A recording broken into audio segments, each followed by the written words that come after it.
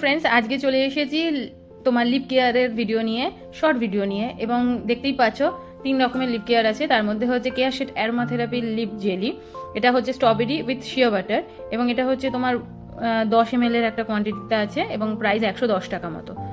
And next one হচ্ছে অ্যাভনের তোমার cherry lip balm, এবং এটা ড্রাই অ্যান্ড চ্যাপ লিপের জন্যই। এটার হচ্ছে তোমার প্রাইস 199 এবং এটা 4.5 গ্রামস আছে। এটা একটার সঙ্গে আমি এইটা ফ্রি পেয়েছিলাম।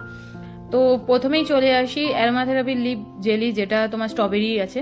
সেটার তোমার কীরকম দেখতে দেখে নাও, এরকম টাইপের একটা, এবং কালার সেরকম মতো স্ট্রবেরির মতো নয়, লাইট পিঙ্কিশ কালার বা হোয়াইটই বলা যেতে পারে, ঠিক আছে। আর নেক্সট হচ্ছে যেটা অ্যাভনের লিপ বাম, সেটার কালারটা দেখো, সেটা ওই চেরির মতো কালার নয়, স্ট্রবেরি টাইপেরই কালার, ডিপ রেডই আছে, এবং গন্ধটাও অনেকটা ওই চেরির মতোই হালকা। তো প্রথমে ফ্রেন্ডস দেখতেই পাচ্ছ আমি এই অ্যারোমাথেরাপি, যেটা কেয়ার শেড অ্যারোমাথেরাপি লিপ জেলিটা ইউজ করছি, যেটা স্ট্রবেরি। এটার কোনো কালারই হয় না, মানে একদমই কালার নেই, গন্ধটা অনেকটা স্ট্রবেরির মতো, কিন্তু কোনো কালার নেই, দেখতেই পাচ্ছ কালারলেস। এবং এইটার যেটা বলবো যে এটাতে যেহেতু শিয়া বাটার আছে, স্কিন মানে লিপটা অনেক মানে ময়েস্ট রাখছে, বাট এটা কিছুটা সময়, বেশি টাইম কিন্তু ময়েস্ট রাখতে পারছে না, তারপরে ড্রাই হয়ে যাচ্ছে।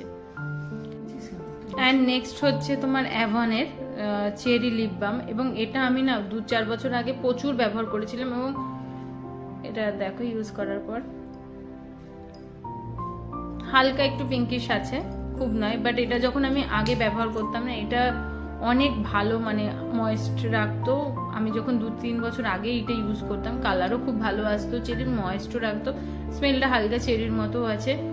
হ্যাঁ, যদি আমি কম্পেয়ার করি this one and this one, তো সেক্ষেত্রে বলবো এটা যতক্ষণ ময়েস্ট রাখার কথা ততক্ষণ থাকে না, সেই তুলনায় অ্যাভনেরটা লিপে থাকে এবং ময়েস্ট রাখে।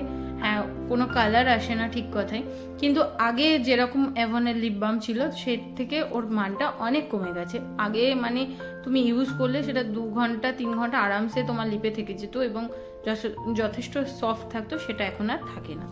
এই হচ্ছে আমার দুটো লিপ বামের রিভিউ।